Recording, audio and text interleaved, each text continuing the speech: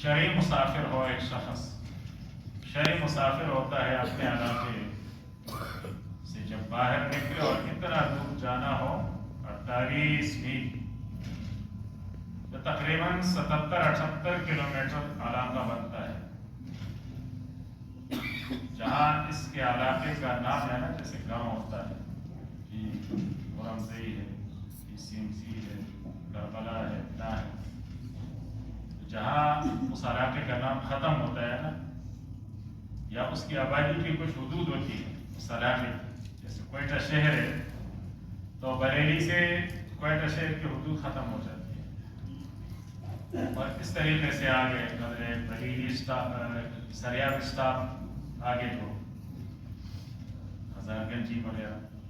تو اس سے باہر جب آپ جائیں اور 48 میل ہوں یا اس سے زیادہ، تو آپ شرعی مسافر ہیں، تو رخصت تو ہے اس میں، اگر کوئی آدمی شرعی سفر پہ ہے اور روزہ نہیں رکھنا چاہتا تو جواز ہے اس کے لیے کہ نہ رکھے، لیکن جیسے آج کل کے سفر ہے کہ کوئی زیادہ مشقت نہیں ہے، موٹریں ہیں، گاڑی ہے، ریل ہے، جہاز ہے، تو دو وجوہات سے رکھنا بہتر ہے، ایک تو رمضان کی اپنی فضیلت ہے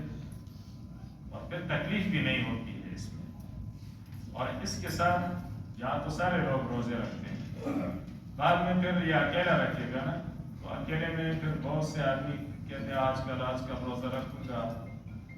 رہ جاتے ہیں، اور زندگی موت کا تو پتہ نہیں ہوتا، تو اس لیے جواز تو اپنی جگہ ہے، وہ تو ہے، لیکن رکھنا اگر زیادہ تکلیف مشقت نہ ہو تو بہتر ہے کہ رکھ لیا جائے،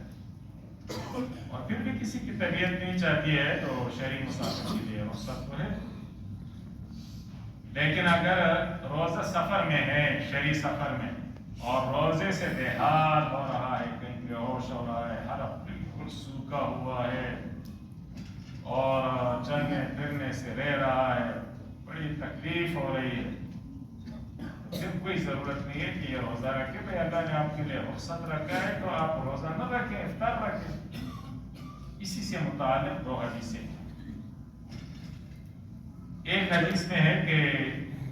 جابر بن عبداللہ سے روایت ہے کہ نبی صلی اللہ علیہ وسلم سفر میں تھے، تو ایک شخص کو دیکھا،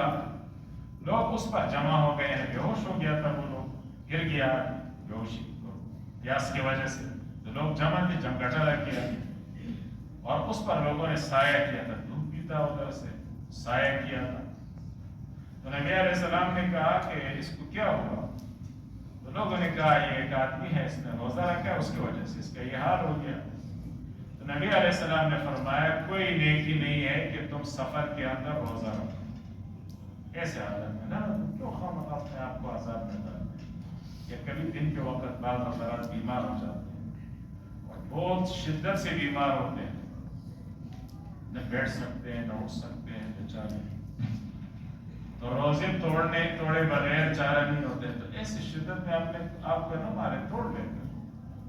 روزہ توڑ لے، خامہ یہ نہیں ہے کہ خامہ مرے گا اور یہ روزہ رکھے گا، یہ اسلام کی طرف سے سختی نہیں ہے، اسلام کی تو اجازت دی ہے اس کے لیے ایسی حالت، لیکن ایسے معمولی بہانوں سے اور معمولی تکلیف سے کہ روزہ نہ توڑے، تو جب قابل برداشت اور زیادہ ہلکا پھلکا تھوڑی سی تکلیف ہے اس کو برداشت کرتے۔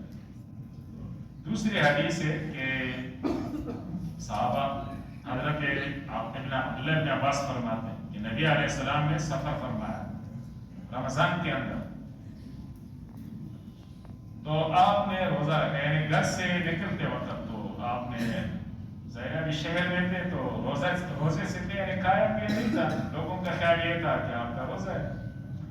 جب شہر سے نکلے اور ایک علاقہ ہے عسفان اس کا نام ہے، یہ وہاں پہنچے، مثلا یارو پہنچے، چمن جانا تھا، خلرام جانا تھا، کچلاک پہنچے، یا آگے خان زئی پہنچے، آپ نے اسلام آباد پشاور جانا تھا، جو عثمان ایک جگہ کا نام ہے، وہاں تک پہنچے، تو آپ نے ایک برتن منگوایا، اس میں پینے کی چیز تھی، یعنی پانی تھا، تو دن کے وقت نبی علیہ السلام نے سارے لوگوں کے سامنے کیا تاکہ لوگ دیکھیں آپ کو، یعنی مسئلہ سمجھیں کہ مسافر کے لیے جائز ہے، پھر اس کے بعد آپ نے روزہ توڑ دیا، پھر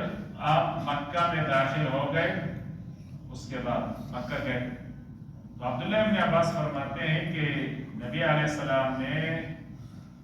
روزے بھی رکھے ہیں سفر میں، اور افطار بھی نہیں بھی رکھے ہیں، تو جو چاہے سفر میں روزہ رکھے اور جو چاہے تو افطار رکھے۔ لیکن جب ایک آدمی نے جانا ہے نا، مثلا کوئٹہ سے اسلام آباد پشاور جو ہے لاہور جان بھی جانا ہے کراچی، ابھی تک کوئٹہ میں ہے نا، تو جب نیت اس نے نہیں کیا روزے کی تو کوئٹہ میں کھائے پیے نہیں، جب کوئٹہ شہر سے نکل جائے اس وقت پھر کھا پی سکتا ہے۔ اور یہی مسئلہ ہے کہ جب سفر میں تھا، مثلا اسلام آباد سے آ رہا تھا تو اس کا روزہ نہیں تھا، لیکن کوئٹہ شہر پہنچ گیا